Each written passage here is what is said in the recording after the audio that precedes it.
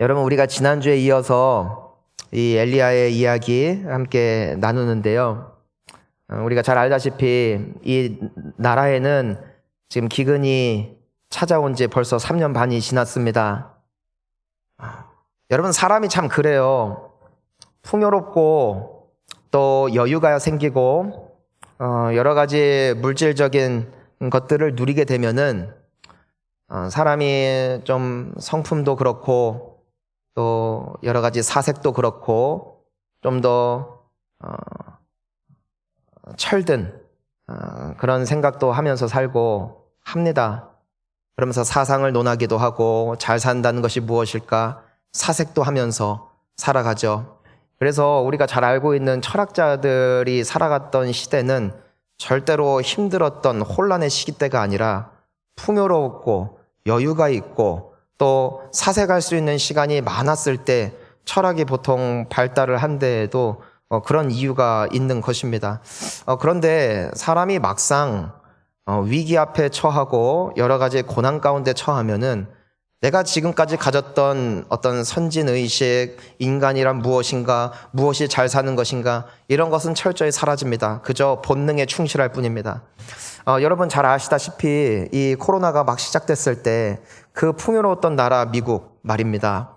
남들에게 베풀기를 잘하고 또 봉사하기를 좋아하며 또 여러 가지 사회에 공헌할 뿐 아니라 세계에 많은 이바지를 했던 그 선진 의식을 가지고 있던 미국 시민들, 코로나가 시작되자마자 어떤 일이 일어납니까? 마트가 거덜나죠. 화장품을 또 화장지를 살 수가 없어요. 공산품을 어디를 찾아도 눈 씻어도 찾을 수가 없었습니다. 왜냐면은 다 사갔어요. 싹쓸이해 갔어요. 막상 코로나라는 상황이 닥치니까 본인들이 가지고 있던 의식 따위는 없는 거예요. 그냥 현실에, 그냥 각박한 현실 앞에 살아낼 수밖에 없는 이 인간의 민낯을 우리는 이번 코로나를 통해서 많이 보았던 것 같습니다. 신앙을 논하죠. 무엇이 잘 믿는 것인가 논하죠. 하지만 막상 이번 질병을 통해서 정말 이 코로나 병에 걸리면 죽을 수도 있어 라는 그런 이야기가 떠돌 때 수많은 교회 성도님들이 교회에 오지 않았죠. 수많은 교회가 문을 닫았죠. 여러분, 우리의 민낯은 위기 앞에 다 드러나더라고요. 그런데 우리가 이걸 통해서 볼 수 있는 것이 무엇인가? 사람은 별게 없다라는 것입니다. 우리의 소망은 우리가 소망을 둘 뿐인 오직 하나님이심을 믿습니다. 우리가 이 어려웠던 이스라엘 시기에요. 기근이 그러니까 찾아와서 3년 반 동안 사람들이 먹지도 못하고 제대로 마시도 못하니까 얼마나 사회적으로 강팍했겠습니까? 얼마나 사람들이 서로 싸우고 뺏고 훔치는 일들이 계속해서 반복됐을까? 우리가 성경을 통해서 살펴볼 수 있습니다. 근데 참 놀라운 사실이 있습니다. 이토록 어려웠고 힘든 시기였음에도 불구하고 말입니다. 모든 사람들이 그렇게 살지는 않더라는 것이죠. 여전히 누리고 여전히 기쁨이 있고 여전히 흘려보내주는 여전히 생명을 살리는 사람들이 있었다는 것입니다. 그들이 바로 하나님의 사람들이었습니다. 저는 여러분, 사랑하는 성도님 여러분, 오늘날 여러 가지 경제적으로나 정치적으로나 또 여러 삶의 정황 가운데 위기가 찾아온 것 같고 기근이 찾아온 것 같지만 우리 주님의 백성들 여러분들은 그럼에도 주님 안에서 누림과 기쁨과 감사가 풍성하게 넘치기를 주의 이름으로 축원하는 것입니다. 자, 우리가 오늘 오바댜의 모습을 통하여서 이 각박한 세상 속에 어떻게 이 오바댜는 여전히 빛으로 살아낼 수 있었을까? 우리 한번 16절의 말씀을 한번 보았으면 좋겠습니다. 16절 함께 읽습니다. 오바댜가 가서 아합을 만나 그에게 말하매 아합이 엘리야를 만나러 가다가, 자, 우리가 이제 오바댜라는 사람 우리 지난주에 이어서 보고 있습니다. 그가 왕궁에서 일하는 사람이었기 때문에 아합 왕을 만날 이제는 시간이 되었습니다. 왜 만났겠습니까? 이 국가가 너무 어렵고 위기 앞에 있으니까 어떻게 하면 이 위기를 뚫고 나아갈 수 있을까를 논의하기 위해서 아합 왕은 오바댜를 만나기를 원했습니다. 근데 오바댜는요, 참 귀한 것이 그는 그의 위치가 어딘지를 너무나도 잘 알고 있던 사람입니다. 그는 자기가 할 수 있는 일이 어디까지 임무를 잘 알고 있었던 사람이냐면은 모든 선지자들을 먹여 살릴 수는 없지만 수많은 선지자들이 죽는 가운데 100명의 선지자들을 굴에 숨기고 그들에게 음식을 조달해주고 마실 물을 가져다 줄 수 있는 역할, 여기까지 본인이 할 수 있음을 너무나 잘 알고 있었어요. 왜냐하면 자기 자신은 선지자가 아니거든요. 자기 자신은 하나님의 말씀을 대언하는 사람이 아니거든요. 때문에 오바댜는 자신의 역할을 감당한 뒤에 그 다음 단계를, 그 다음 바톤을 누구에게 넘겨주고 있냐면은 지금 엘리야에게 넘겨주고 있는 것입니다. 왕이시여, 국가의 이러한 위급한 상황 가운데 해답을 내가 알고 있지 않습니다. 하지만 하나님께서 세우신 선지자인 엘리야는 그 정답을 알고 있을 것입니다 라면서 자기가 왕에게 가서 어떤 지혜의 말을 건네주는 것이 아닌 엘리야를 만나십시오라고 말하면서 자신의 위치를 잘 지키고 있는 이 오바댜의 모습을 우리가 볼 수 있게 되어집니다. 즉 그는 자신에게 주어진 역할에서 충성했고 그 안에서 하나님의 영광 위에서 마음껏 뛰놀았지만 하나님께서 그어주신 경계선을 넘어가지 않는 지혜의 사람이요 성령의 사람이었다는 것입니다. 여러분, 우리가 오늘날 왜 시끌시끌할까 보면은 나에게 주어진 분깃 이상의 것을 꾀할 때 공동체는 깨어지고 나라는 혼란스러워집니다. 자, 직접적으로 말씀을 드릴게요. 우리 나라의 정치는 누가 할까? 정치인이 합니다. 근데 왜 국민들이 정치 때문에 힘들까? 왜 그럴까요? 여러분, 우리가 정치인입니까? 우리는 투표한 국민들이고 우리는 하나님께서 이들을 세우셨음을 믿고 그들이 잘하든 못하든 우리가 서 있는 국민의 위치에서 신앙인으로서 그들을 위하여 중보하고 그들을 위하여 기도하고 그들을 응원하는 것이 하나님께서 우리에게 주신 분깃입니다. 교회가 행복한 교회는 어떤 교회냐면 목사가 자신의 위치를 아는 것이고 장로가, 안수집사가, 권사가, 교사가 그리고 목자가 각자에게 주신 위치를 알고 그 안에서 충성하는 것이 성도의 아름다움입니다. 그런데 힘든 신앙생활 또한 깨어지는 공동체들의 특징이 있다면은 장로가 고민할 걸 권사가 고민해 줍니다. 목회자가 고민할 걸 성도가 대신 고민합니다. 그래서 그 자리에다가 첨언을 하고 불평을 쏟아내고 저 사람들은 왜 저렇게 하느냐고 욕하면서 책망하기 시작할 때 공동체는 깨지더라고요. 자, 좀 더 쉬운 예시로 예전에 우리 교회 코로나 있기 전에는 매주 주일마다 식당에서 식사를 하지 않았습니까?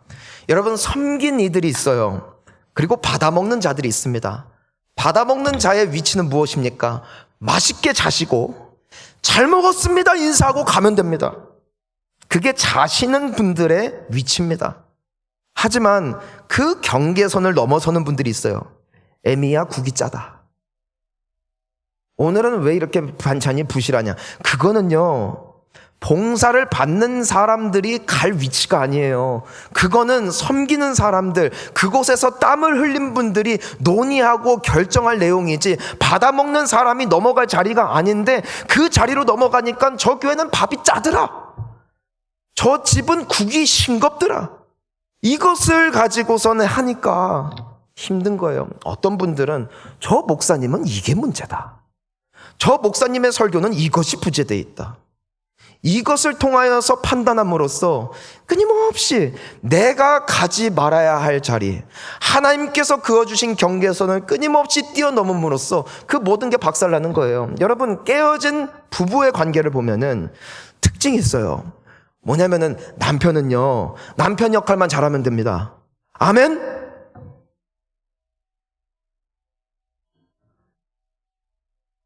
아내가 해주는 밥 맛있게 먹고 옷 빨래를 뭐 이틀 뒤에 해주든 3일 뒤에 해주든 한 달 뒤에 해주든 그냥 해주시는 것에 감사하며 감사합니다.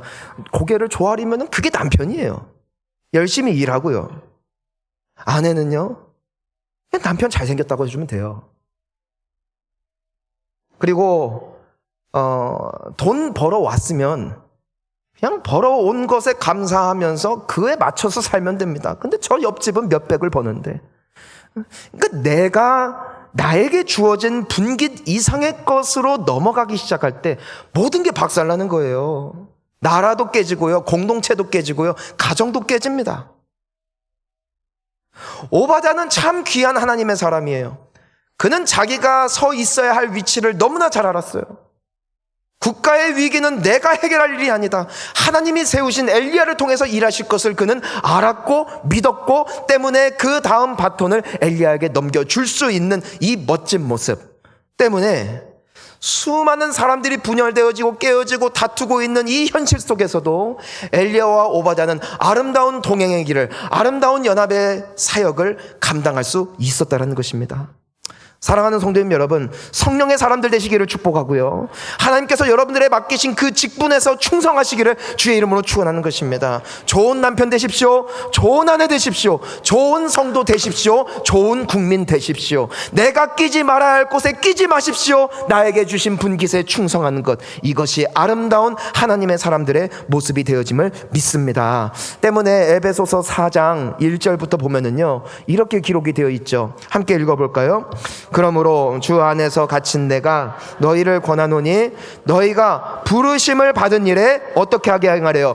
합당하게 행하래요. 합당하게. 나에게 주신 위치에서 충성하고. 자, 그리고 2절이에요. 함께 읽을까요? 모든 겸손과 온유로 하고 오래 참음으로 사랑 가운데서 서로 용납하고. 나보다 윗사람인데 그 사람이 하는 일이 마음에 안 들 때가 있다 없다? 있다는 겁니다. 아내가 해주는 음식이 마음에 안 들 때가 있다 없다? 없다. 근데 있죠. 내가 결혼한 배우자가 마음에 안 들 때가 있다 없다? 있다는 것이에요.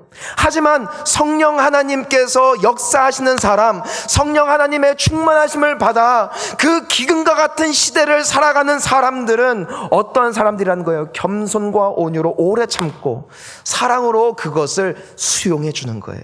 박수 쳐주는 거예요. 맛있다고, 당신 수고했다고, 당신 잘하고 있다고, 나의 위치를 지키며 합당하게 행한다는 것이 바로 이 뜻이라는 것입니다. 그러니까 성령 하나님은 어떤 분이시래요? 3절 보니까 평안에, 3절, 평안에 매는 줄로 성령이 하나 되게 하신 것을 힘써 지키라. 성령 하나님은 어떤 분이시래요? 하나 되게 하신다고요.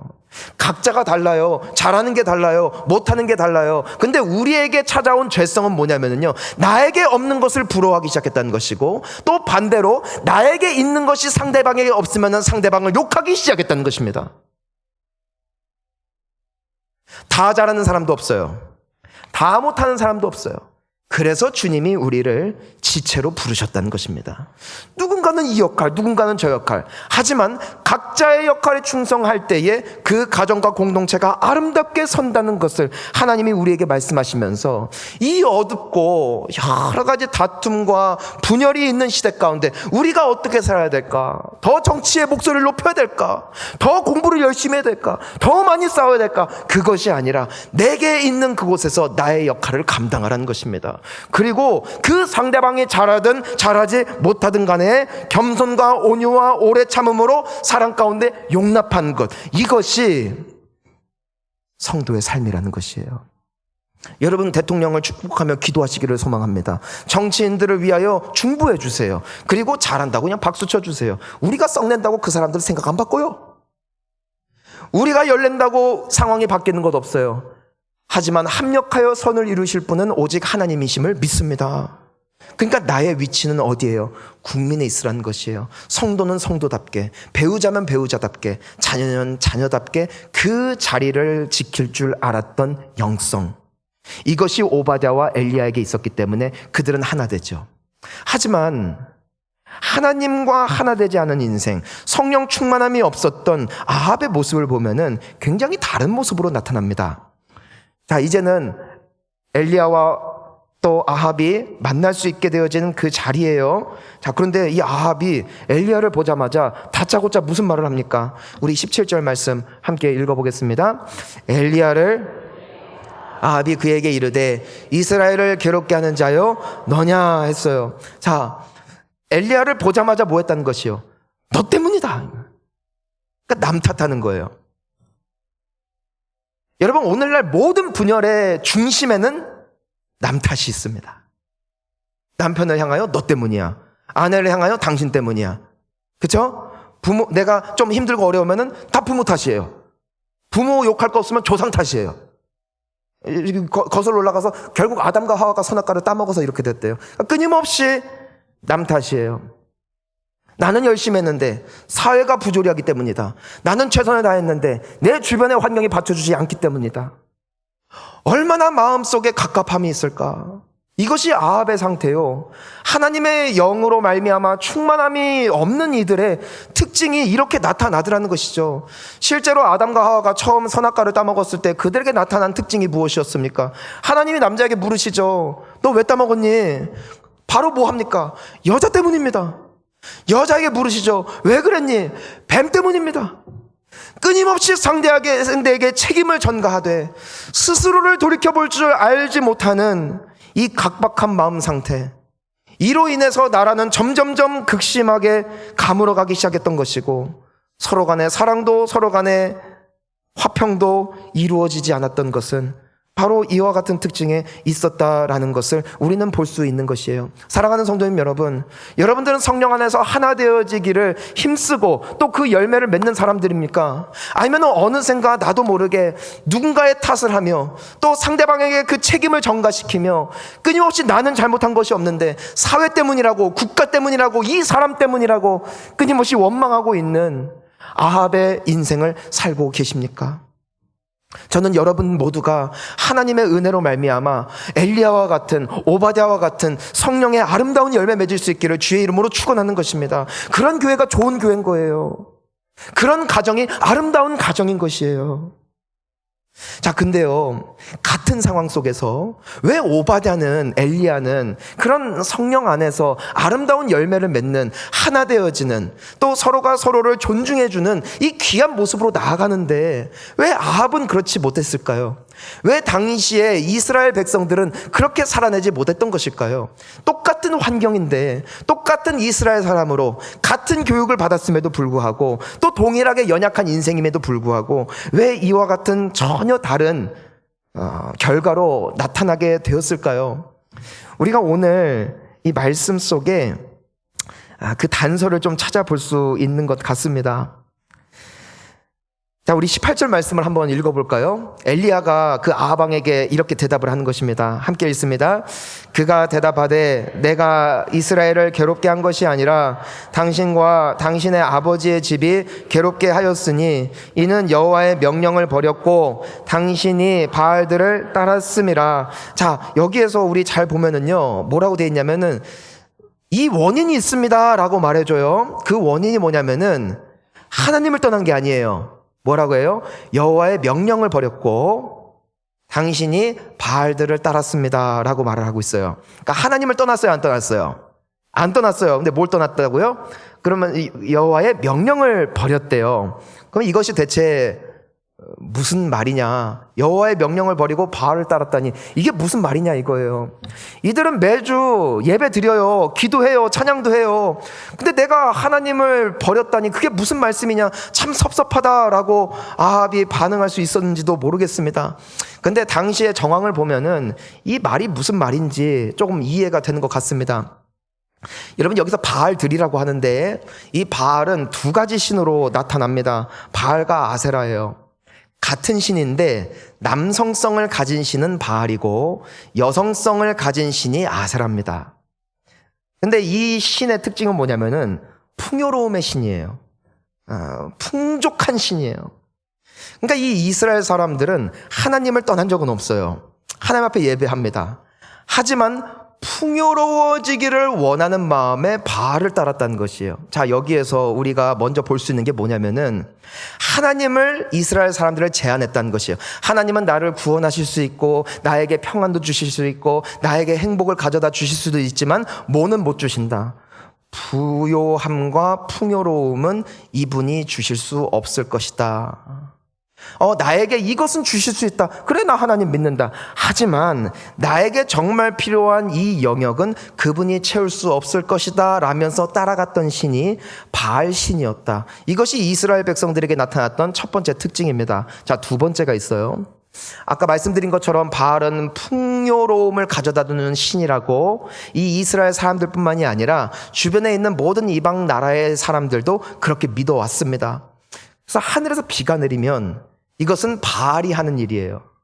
그리고 땅에서 그 비를 받아 흡수하여 농작물을 내는 이 역할을 아세라, 이 땅의 신이 한다라고 믿었던 것이죠. 자, 아까 남자와 여자의 역할이라고 말씀을 드렸습니다.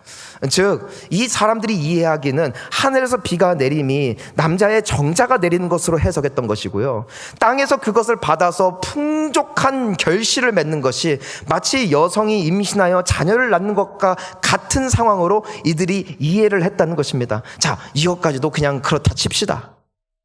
근데 문제가 있어요. 이게 뭐냐면은 이 사람들이 이 바알 신을 만족시키기 위하여 드렸던 예배 행위가 있는데 이것이 결정적입니다. 자, 우리는 어떻게 예배 드려요? 여러분, 우리가 물론 찬양도 하고 또 예배 드리는 가운데 기도도 하고 다 하죠. 그런데 이 이스라엘 사람들도 하나님께서 제정해 주신 하나님을 만나는 예배의 그 순서가 있었습니다. 그래서 그들도 말씀 읽어야 되고 말씀 들어야 되고 찬양 불러야 되고 말씀을 암송하기도 해야 되고, 어찌 보면은 여러분들과 동일하게 당시 사람들도 예배 드리는 거 그렇게 재미없었는지도 모르겠어요. 근데 이 바알을 예배하는 것은 전혀 다른 것입니다. 일단 그들은 당시에 연주할 수 있었던 모든 악기를 총동원합니다. 그리고 하루 종일 춤추면서 파티를 벌입니다. 벌써 막 기분이 좋지 않나요? 예배당에 올 때마다 고기 주고 술 갖다 주고 같이 춤추고 노래하는 거예요. 이게 예배예요. 얼마나 좋아요. 근데 거기서 그치지 않습니다.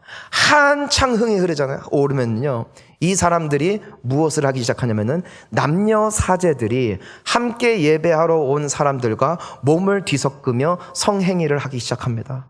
왜요? 이것이 바알과 아세라의 그 특징을 알고 그들의 마음을 충족시키는 행위라고 여겼기 때문이에요. 성행위를 많이 하면은 비가 내릴 것이다. 성행위를 많이 하면은 이 땅에 더 풍요로움이 올 것이다. 그러니까요, 당시 이스라엘 백성들에게 이 종교가 인기가 엄청 많았다는 겁니다. 특별히 젊은 사람들에게. 수많은 젊은이들이 하나님을 섬기고 높이는 예배를 떠나 바알과 아세라를 섬기는 그 예배자리로 왜 갔는지를 우리가 가늠할 수가 있어요. 자, 그런데 여기에서 여호와의 명령을 버렸대요.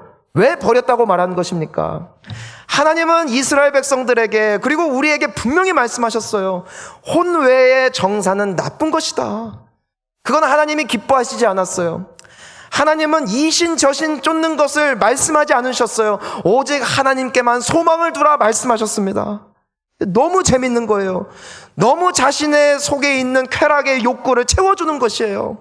그러니까 바알과 아세라를 섬기기 위하여 하나님께서 금하신 것을 버렸다는 것이죠.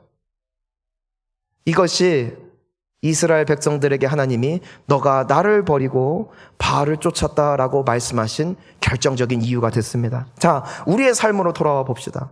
결국에는 이 이스라엘 백성들에게 말씀하시는 것, 하나님의 마음이 상했던 이유는 다름 아닌 이들이 뭐 죄를 지었네, 마네, 착하게 살았네, 착하게 살지 못했네에 있는 것이 아니라 그들의 인생의 우선순위가 하나님이 아닌 다른 것으로 대체된 데 있었습니다.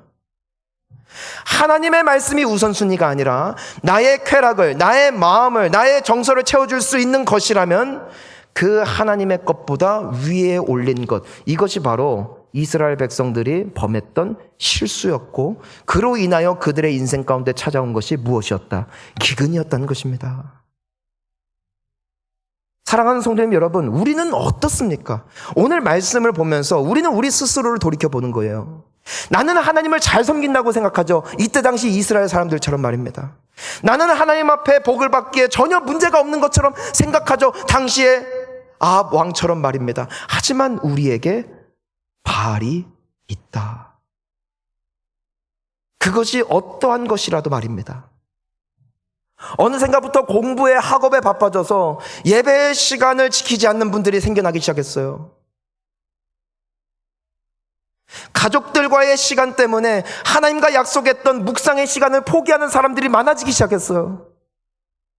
나는 하나님 앞에 봉사하기로 결단했지만 나의 직장이 바빠지고 내 육신이 피곤하다는 이유로 하나님과의 약속을 너무나 쉽게 내려놓고 세상이 말하고 있는 가치는 힘껏 붙잡은 채 달려나가는 사람들이 너무나 많은 이 시대, 이것이 바로 이때 당시 이스라엘의 시대와 오늘날 우리 시대의 공통점이라는 것이에요. 엘리야는 외칩니다. 하나님을 섬겨라. 하나님을 섬겨라. 하나님께 돌아가라. 그게 21절 말씀이죠. 그런데 이 백성들의 반응이 더 기가 막히는 거예요. 우리 함께 21절 말씀을 읽어볼까요? 엘리야가 모든 백성에게 가까이 나아가 이르되 너희가 어느 때까지 둘 사이에서 머뭇머뭇하려느냐? 여호와가 만일 하나님이면 그를 따르고 바알이 만일 하나님이면 그를 따를지니라 하니 백성이 말 한마디도 대답하지 아니하는지라. 그러니까 내가 신앙을 지키면 포기할 게 너무 많아졌어요. 예배 시간을 지키면 내가 희생해야 되는 게 너무나 많아졌어요. 때문에 대답하지 못해요. 오바댜와 엘리야는 전심으로 하나님을 사랑했어요. 하나님을 우선순위에 뒀다고요. 즉 그들이 놀지 않았다는 말이 아닙니다. 그들이 사람들과 관계가 없는 사회 패배주의였다는 말씀도 아닙니다. 모든 것들을 하되 하나님을 우선순위에 두는 그 우선의 자리를 절대 타협하지 않은 데 있습니다. 때문에 주님은 그들을 기뻐하셨고 그들은 성령 충만한 열매를 맺을 수 있었죠. 하지만 동일한 삶을 살아가지만 하나님이 우선순위 되지 않은 모든 이들은 각박한 인생, 기근과 같은 삶을 살아가게 되어진 것, 이것이 오늘 우리가 보게 되어진 이들의 모습입니다. 여러분, 우리가 아무리 예배드리고 아무리 성경 많이 읽어도요, 우상 치우지 않잖아요. 우리의 삶은 기근입니다. 내 삶에 기쁨이 없어요. 영혼 가운데 행복이 없어요. 왜요? 나는 우상을 섬기거든. 하나님이 1순위가 아니거든. 하지만 이 오바댜의 모습을 보십시오. 이 황폐해져가는 세상 속에서도 수많은 선지자들을 살리고 자신의 위치를 잘 알아 엘리야를 존중할 줄 아는 이 멋진 예수님 닮은 모습을 보십시오. 사도 바울 역시도 이런 고백을 하지 않습니까? 고린도 후서 6장 10절 말씀 함께 읽습니다. 근심하는 자 같으나 항상 기뻐하고 가난한 자 같으나 많은 사람을 부유하게 하고 아무것도 없는 자 같으나 모든 것을 가진 자로다. 아멘. 그러니까 이 열매는요, 그냥 내가 교회에 다니고 예배 드리면 주어지는 약속이 아니라는 거예요. 하나님이 1순위예요. 하나님의 우선순위를 놓치지 않는 인생, 하나님은 그들을 주목하시고 그들을 축복하시고 그들의 삶 가운데 은혜를 베푸시는 줄 믿습니다. 저는 여러분들에게 묻고 싶어요. 여러분들의 인생 속에 하나님을 대체하는 것은 무엇인가요? 우상은 여러 종류가 있더라고요. 쉴 줄 모르는 노동, 자녀에 대한 지나친 관심, 가족을 향한 혹은 지나친 사랑, 여가를 즐기되 지나치게 좋아하는 모습, 또 너무나 많은 생각에 사로잡혀 하나님의 말씀을 묵상하는 것이 아니라 끊임없이 사색하는 것, 이 모든 것들이 하나님의 자리를 대체하기 시작할 때 그것은 우리의 바알이 됩니다. 저는 여러분들의 생각의 시작이, 삶의 시작이, 하루의 시작이, 아침의 시작이 하나님 되시는 엘리야와 같은, 오바댜와 같은 복된 삶이 되시기를 축원하는 것입니다. 내가 지금까지 세워왔던 원칙들이 있어요. 하지만 바쁘다는 이유로 여러 가지 삶의 정황을 이유로 떠나왔던 모습이 있습니까? 하나님을 대체한 그 자리가 있습니까? 속히 돌아갈 수 있는 결단이 회복될 수 있기를 주의 이름으로 축복합니다. 자, 미국에 가보니까 18세에서 24세까지 젊은이들을 상대로 조사를 해봤는데 이들의 인생을 좌우하는 가장 커다란 두 가지 이슈가 있었어요. 첫 번째는 포르노입니다. 그 육체의 쾌락을 찾아가는 것이죠. 끊임없이 성적인 만족을 탐하며 그것으로 말미암아 육신의 만족을 누리고 이것이 그들이 추구하는 1순위예요. 성에 미쳤습니다. 그래서 끊임없이 남자와 여자를 찾아다니는 자신의 인생의 행복과 만족을 이와 같은 유흥으로 이러한 재미로 채우려는 한 부분이 있습니다. 근데 너무나 아이러니하게도 동일한 사람들에게서 나타나는 두 번째 이들이 가장 관심을 갖는 이슈가 있으니 그것이 바로 자살입니다. 자, 쾌락과 자살. 너무나 극과 극 아닙니까? 쾌락과 죽음 말입니다. 이것이 시사하는 바가 무엇일까요? 하나님 없는 쾌락, 하나님 없는 만족은 결국에는 끝이 나더라는 것입니다. 그들이 경험하는 것은 아무리 성을 탐닉해도 아무리 육신의 쾌락을 쫓아도 그 끝에는 목이 마르다. 갈증이 났다는 것이에요. 여러분, 연령대에 따라 달라질 수 있습니다. 돈을 따를 수 있어요. 이후에는 명예를 따를 수도 있어요. 하지만 그 길 끝에 우리에게 남는 것은 무엇이냐? 목마르다. 기근이라는 것입니다. 때문에 그들은 자살을 묵상하는 것이죠. 쾌락과 자살. 이것이 오늘날 미국의 수많은 젊은이들을 예표하고 있는 두 단어입니다. 하지만 여러분, 이것이 그들의 이야기입니까? 아니죠. 우리의 이야기 아닙니까? 우리는 끊임없이 하나님이 계셔야 할 그 자리를 다른 것으로 대체해 나가면서 우리가 얻는 것은 무엇입니까? 목마르지 않으십니까? 갈급하지 않으십니까? 뭔가 만족이 없고 뭔가 화가 나고 뭔가 짜증이 나는 삶을 살고 있지는 않으십니까? 돌아갈 수 있는 길은 단 하나, 하나님의 자리를 우선순위로 삼으십시오. 여러분, 예배 타협하지 마십시오. 여러분들이 결단했던 기도의 자리를 타협하지 마십시오.